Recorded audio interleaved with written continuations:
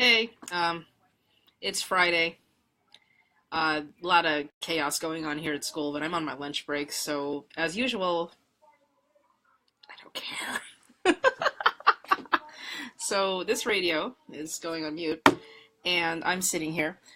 So right now it is the sixth and seventh grade lunch, and all the administrators are out in the playground judging a lip sync competition, in which the amount of noise that's coming out of the amount of noise that's coming out of the hallways actually distracting the eighth grade classes from teaching. So it's doing one of two things. It's making sure that the sixth and seventh graders have a great time and that the eighth graders don't learn at all, which actually kind of brings me to what's going on this weekend. So Sunday is officially the last day of grading the grading period for the 2016-2017 school year. And with that being said, today is officially the absolute last day for any eighth graders in some sort of last ditch effort to try to raise their grades so that they can culminate. Is what I mean by culmination is walk the stage at the graduation ceremony next Thursday. Well, so far, currently, in terms of students graduating, we are less than half of them are going to. We have about 100, I want to say 150, approximately 150 eighth graders, and if 75 walk the stage, that would be an absolute miracle. It's not looking too good for a lot of these kids, and there are quite a few parents who have been coming in and out all day because, as you know, my office square that you're seeing back here is in the same office as the parent center. So we have a lot of distraught parents asking, "Gee, why is my kid failing? Why has my kid not is not going? Why are the grades so low?" And it's kind of like, did you look at the calendar? It's May. It's June now. Why are you caring now? Why are you caring about the grades now? Because to ask your kid to spend one day to try to make up 2.5, 3 months worth of work completely defeats the purpose of, the ongoing process of getting your education. So I'm sorry that your kid's not going to culminate, but you kind of need to do your work. So that's been the biggest thing I've been seeing lately. And because a lot of distraught parents are coming in, this has been my friend and Spotify. And maybe some really heavy metal music on YouTube. But I've had to wear these a lot, especially when I'm hearing, why isn't my kid doing well? I mean, I can go into this discussion as to why. Because coming from a background where, well, I've been very fortunate that I've gone to good schools and I've done well, either by me choosing to do so or me having a theoretical gun pointed to my head, but that's a personal issue that I might go into later if you ask nicely. But when you're in a place where you're given all of these opportunities to do well, but you come in with an attitude of, I don't feel like I want to do it, and that could come from many things. A lot of our students have very hard lives. A lot of students grow up with no dads. There's a lot of reasons why students aren't doing well where we are. If you've been reading my Facebook today, on Tuesday when I was riding my motorcycle home from school, I passed a fresh murder scene. Most literal. My school's on Century and Main in South LA. I was approximately going down Main at 105th, so I was heading back toward the 110 freeway. And there we go, fresh murder scene like you'd see on TV. There was a white blanket over the body, and the police officers were all over the place, and there were crowds everywhere around the scene, discussing what was going on, and neighbors and things like that, probably knowing the victim, all that stuff. And, murders happen around our school all the time. 2 weeks ago, prior to that, we had another one. So, we've had a couple murders, around our school. And then in other places, we had the murders. I mean, I've had a couple cars on fire. There was another like reckless driver who was stopped by the school. We've had questionable subjects. Um, hey Susan. From what I'm understanding, from what the police have said, and talking to my security guard in regards to that incident on Tuesday, it's a murder. That was the message that I received from my that was confirmed from my security officer who was getting the scoop from the police. So yeah, unfortunately, it was not. It was actually in a street, not on the main street. It was in a neighborhood, but it was like right before you hit the corner. So yeah, it looked pretty gnarly. So Um, yeah, that was pretty much a damper. I mean, I had kind of put tongue in cheek, but I'm pretty done with death this week. Having to see that firsthand, I mean, that was actually the first time that I had seen a murder scene up close, like to be within 100 yards of it, and that was very distressing. And then I go get ready for work this morning, and I'm thinking, okay, I'm just gonna go ride my motorcycle, and you know, uh, yeah, my one of my fish died today, and it was one of my original fish that I introduced to the tank last year, and it was actually the mother of the two baby fish that are in my tank. So I'm very sad about that to see. So now mom and dad are gone, and now I have to. I'm deciding whether or not I'll replace, because I do have two fish growing up. Maybe I can replace with another male, so we'll see what happens. So anyway, on brighter news today at 10:15, tonight at 10:15 p.m., if you are in the El Segundo area and you want to watch a bunch of hockey or me flailing wildly like a fish to stop a bunch of pucks, come over to Toyota Sports Center, 555 Nash Street, El Segundo, right by the Green Line station there off of Nash, and watch the action. So, Susan, with another question here. Speaking of another damper, how do you fix the hockey league?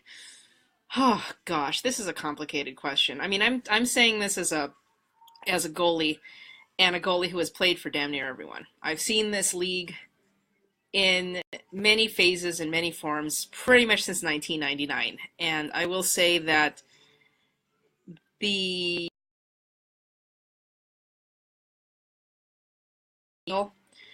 it's something we've never escaped from. Biggest issue that we have in regards to this league is we don't have draft skates. So when teammates and when team members are recruited, they're recruited on word of mouth. So in some cases, some teams like, oh yeah, this is a friend of mine, and then you forget to tell that person they played D2 NCAA, and you go, why the actual is this person playing with everyone else? I mean, I'm gonna be honest here because this is my live broadcast. But the last couple times I played against the team as a sub, once as a sub and then once against the same team, playing for my own team, and then getting destroyed the way I was, with pretty much no prejudice. It was depressing because I consider myself a pretty decent goalie. I mean, if I see the puck, there's a high chance I can stop it. But when I'm in a place by the end of the first period, I'm already down 4-0, and my team is trying its hardest, and I know that my team has nowhere near the skill level combined of like three members of one line on the other team. Yeah, it's crap.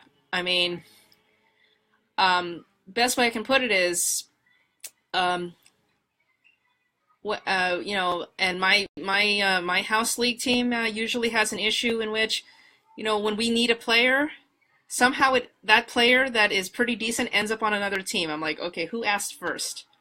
We have, and I play for the Black Lady Kings. We have one of the shortest rosters in the current season league in this season. We have a very short roster. We've lost two people to injury right before the game started, and it's knocked them out for the season. We have not been able to get a half-decent replacement to save our lives. And it's also one of the reasons why I use a lot of discretion in declining sub-games, because I need to stay healthy for my team. If I go, my team's even in more of a funk than that. It's not fun. Draft skates need to happen again.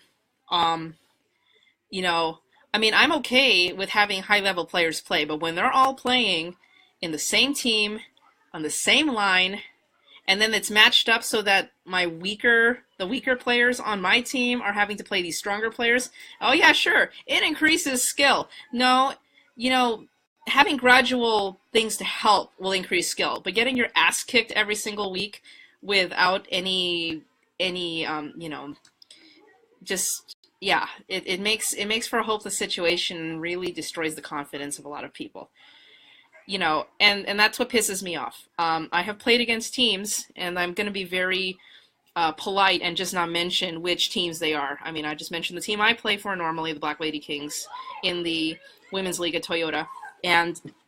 But yes, I have encountered that there are teams where everyone can shoot above my waist, and that's when I'm in the butterfly position. Everyone can shoot a top shelf at the same time. Okay, I love my teammates, but I have more average level players in my team than some of the other teams in the league. I know this for a fact. I don't know if they use my skill level as a goalie to make that the excuse to damper, the players that we're allowed to acquire. But I can easily say that out of every goalie in the entire league, I am the only goalie who has to earn a shutout. I mean, that's where I feel. I play against goalies that couldn't stop a beach ball to save their lives, and I'm losing 9-2. Like, this doesn't make any sense at all. I mean, if it was like close, and I played some really amazingly close, fun games that I've lost, and I'm okay about losing them because it was like, okay, you're not blowing me out. This was actually fun. My teammates enjoyed it. I enjoyed it. We did well. We just came up short. I'm okay with that. But when it's like 5-0 and you're halfway through the second and you're just going, okay, so I should have brought my phone so I could watch Netflix now because there's no point in me because I'm not going to be able to, we're not going to come back from this. Yeah, that's depressing. So that's my rant about Women's League. I mean, it is okay for players to be good. But what is not okay is that when the skill levels are concentrated on one or two teams, so you have half the league where everyone's good and half the league where, you have less experienced people and it's not like there's any hope for them. And also, we're Women's League. We don't have practices. Some of these ladies come in, play recreationally, and when they're out on the ice, that is all they get. They don't go out and do stick times all the time, and even when they do, they don't get the same kind of training, that they did. I mean, I've been very fortunate to have been in this game for close to, oh gosh, I think I'm nearing on 22 years on the ice. Well, actually 22 years in the sport of hockey, and about 18 of that on the ice. And I'm very grateful for having it, and I've been very grateful to have learned how to play both defense, forward, defense and forward, and as a goalie. And it's a lot of, and I mean, could I come in as a player and play and do half decent? Yeah, I think I could. But I'm much stronger as a goalie, so I stay there. But thanks to playing with 12-year-old boys, as a 12-year-old girl, and having a captain who taught me how to wrist shot properly, it is something that I carry with me every day. So I'm grateful for that. But yeah. So to answer your question, Susan, yeah, that's my problem. We have an imbalance because people are coming in and not getting screened and spread out properly. This actually led to the demise of the Women's League in Columbus. There was actually, I harken back to that because one of the last games I played in Columbus before I moved up to Cleveland, there was a situation in which I was in a playoff game and the other team was losing. Well, I mean, yeah, and I was the only goalie to have been traded to, like, every time the season ended, I got traded to another team because I was too good. And so I was playing for this team, and we had made it to the championship game, big surprise. And halfway through the game, one of the team captain on the other team elicits this really dumb rule that actually was instituted when the league started, that if a team, during a game, the goalies had to switch halfway through the game. This was like a really, really unwritten or unspoken rule that was kind of brought in during the normal season, and somehow the refs allowed it, and I had to play against my team in the championship game midway through the second period. Of course, by then, no one took the game seriously. And actually, because of that, um, the team, yeah, I'm not even kidding. The I was playing against, who just happened to have been her base, a very prominent veterinary clinic in Columbus, was sponsoring the jerseys. Right after that game ended, she pulled the sponsorship, so the entire league lost their jerseys. I was laughing my head off because once that happened and then I left to go up to Cleveland, that league just basically started going down the toilet. Now, to my knowledge, because I don't keep too much tabs on the chiller ice rinks in Columbus, because there's like 6 of them, the league kind of still exists to some degree and still plays on Wednesday nights. Um, but it's like a pickup now. It's like a glorified pickup because they can't arrange leagues now because of how stupid that was. The other thing too is women's hockey in Columbus. I put it this way: I was stoked to return to LA and play hockey with you guys. Um, I was very glad. I mean, when I announced that I was coming home in 2014, and several of you guys caught wind that I was coming back. Less than a month after I came home, I was back on the ice at Toyota, and that was just a wonderful feeling because nothing for me personally, nothing replaced the atmosphere as much as I dog leagues at times, but nothing replaces the atmosphere and the people of Los Angeles when it comes to women's hockey. It's a special community, and I haven't seen anywhere else. It's nice to escape a different kind of drama when I was there, and yeah, the hockey leagues out there. I have some pretty bizarre stories. I mean, I have even some from the house leagues. There was one, and I have to tell this one because it's just hilarious. Um, I was subbing for this men's league. I was a long term sub for a men's league, and they brought me in because they thought I was good and whatever, and that's cool. And as time went on, we won our first few games, and then we started in this slump. And the reason for the slump was our defensemen wouldn't show up, so I would just get lit. I mean, it was bad. I mean, there were a lot of issues that were defenseman related. I'm trying my best, doing what I can, but we're losing games, by margins of 3 to 4 goals. And so instead of trying to figure out, hey, how do we get more defensemen, they decided to replace me. Now, I have to say how they replaced me. It was pretty epic. So what they did was they took this one game where I came in, and because the locker room was filled up because they gave us one of the smaller ones, I requested, because in for some reason in Columbus, Ohio, they have women's specific locker rooms. They had me changed in the women's locker room. I said, okay, fine. So I get dressed in the women's locker room, and I'm ready. And so I come out of the locker room. I go to the rink that we're going to be playing at, and I'm with my players. And as I stand in line, there's another goalie standing with them, and I'm going, okay, what's going on here? So then I look at my captain. He looks at me and then looks away, and I realize what they had done. They brought in another goalie without telling me that they were replacing me, and then had me suit up completely. And so in this awkward situation, I went back to the locker room, undressed again, and then went home. That actually happened. I was replaced without knowledge, and that was very awkward indeed. Yeah, that's Ohio for you. So that's one of my other bizarre moments in men's hockey. It's pretty typical. Team team doesn't do well, puts the blame on somebody, makes them the scapegoat, and gives them the boot. But at least could you have had the courtesy to tell me not to even show up to the game? I mean, That was shady. yeah, it's some shady stuff, Jose. I swear. Sorry. Yeah. Well, this happened a few years ago. I was like, I thought this had just happened like right now. I was like, wait, when did you go change? I'm like, No. This is normal stuff. But yeah, that's actually what happened in men's league. That's one of the most bizarre stories I've ever come up with. Second to, oh, you missed the one. You'll watch the replay later, Jose, and so will you. oh, you're doing your. Yeah. Thanks to do board meeting. Yeah. I'll be right back. Right. So, yeah. Oh, really, Susan? I'm really curious how that happened. And I've been fortunate not to have been replaced. At least I told you before. Yeah, they told me. They didn't even tell me until I showed up, and they're like looking at me like everything's normal. I'm going, what the actual, dude? Like, no. I mean, granted that I hope that I play well enough in these women's leagues that oh yeah, okay, yeah, we won't even talk about that one. Oh jeez.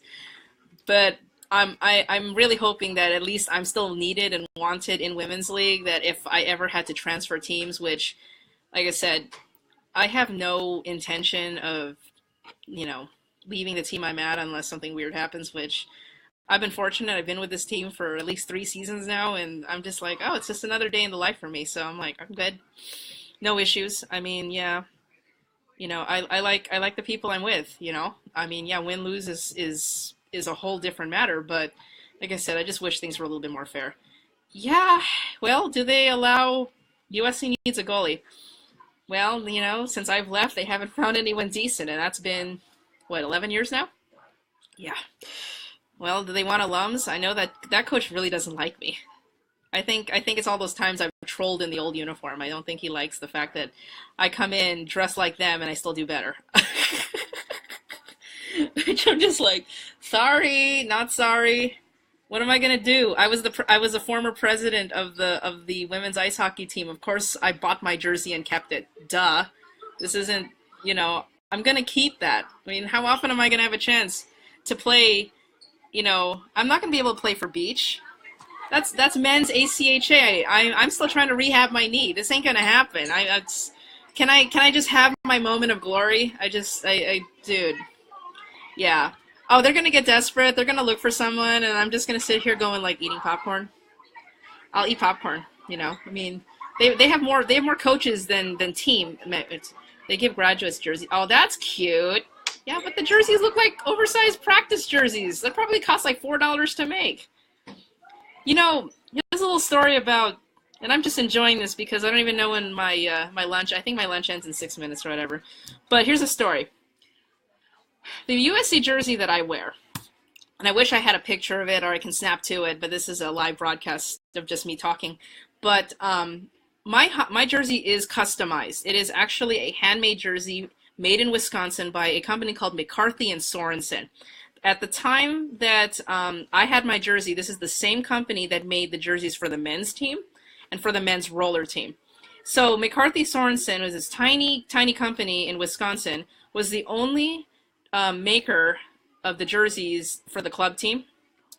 And they had the license, the very hard to get license from, that they were allowed to put the USC logo on it.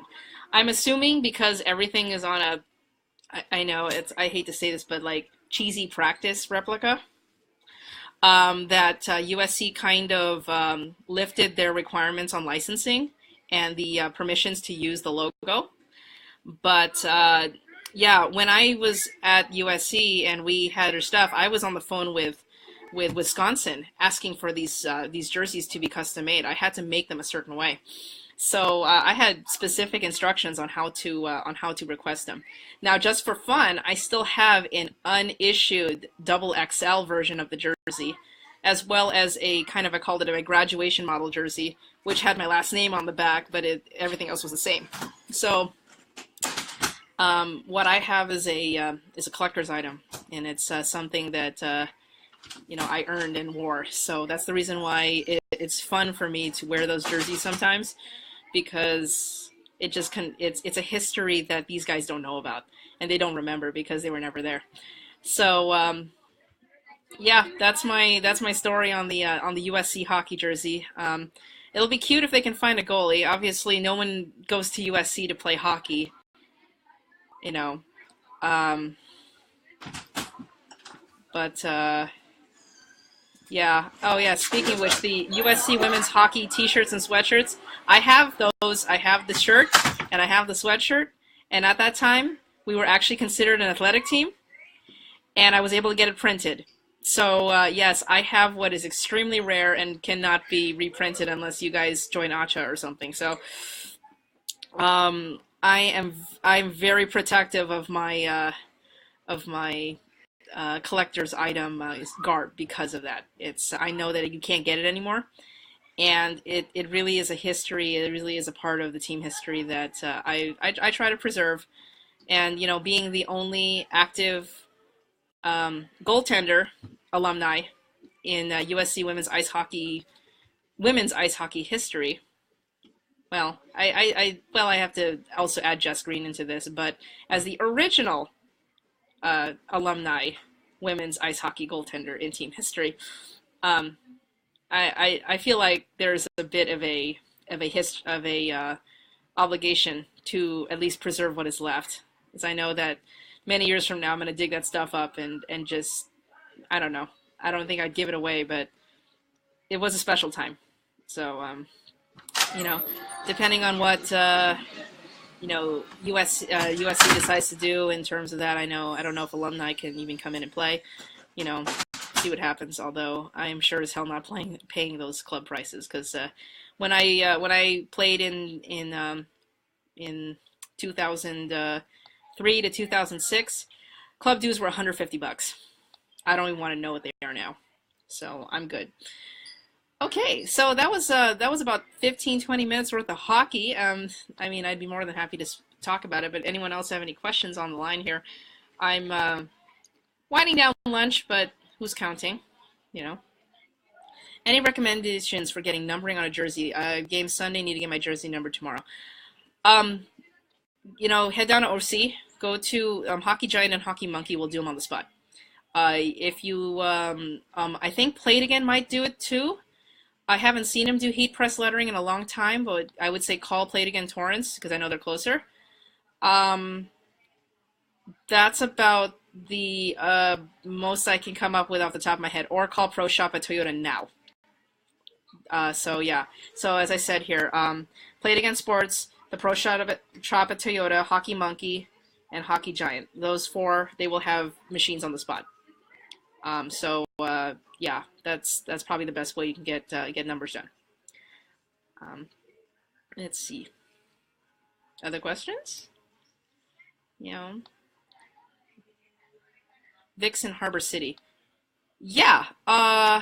You can go. I've never gone there, so if they have it, yeah. Also, Jake. I just realized Jake's Pro Shop just opened in Hawthorne. They moved out of the spot in Lakewood, so Jake's would probably do it too. Throw it out there. So, currently, let me go clock back in. I'll be right back.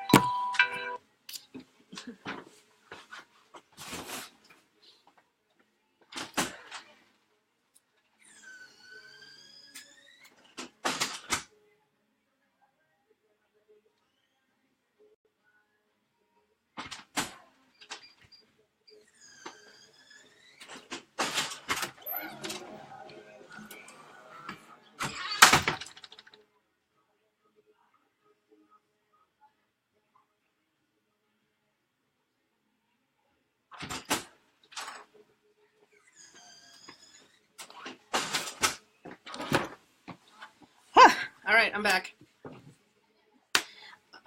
So yeah, nearing on 28 minutes. Today's lunch was brought to you by Pizza Hut. A couple of lunch ladies slipped me a couple slices, so I was able to enjoy lunch without having to use it to eat. Which we're winding down the end of the year. I'm kind of at the point of lunches are kind of a formality. I have to clock out because I'm technically an hourly employee, but knowing my lunches, they're usually interrupted by 6 people and a lot of foot traffic going through my door, so I've kind of stopped caring. So yeah, that is the long and short of it. Trying to keep it real, stay alive out there, because working in South LA does not give me a lot of good things to look forward to at times, especially with just the amount of police activity and things that go on. And we know we're heading into summer, and since it's getting warmer, people are, in the most literal fashion, sun's out, guns out. I know. I prefer living down, by like Redondo Beach and Manhattan Beach, when that phrase actually has a whole different meaning altogether. Yeah. So anyway, if you're still online, like I said, game tonight, 10:15 p.m. Black Lady Kings versus Blue Lady Kings, or as I call it, the short stacks versus the stackables.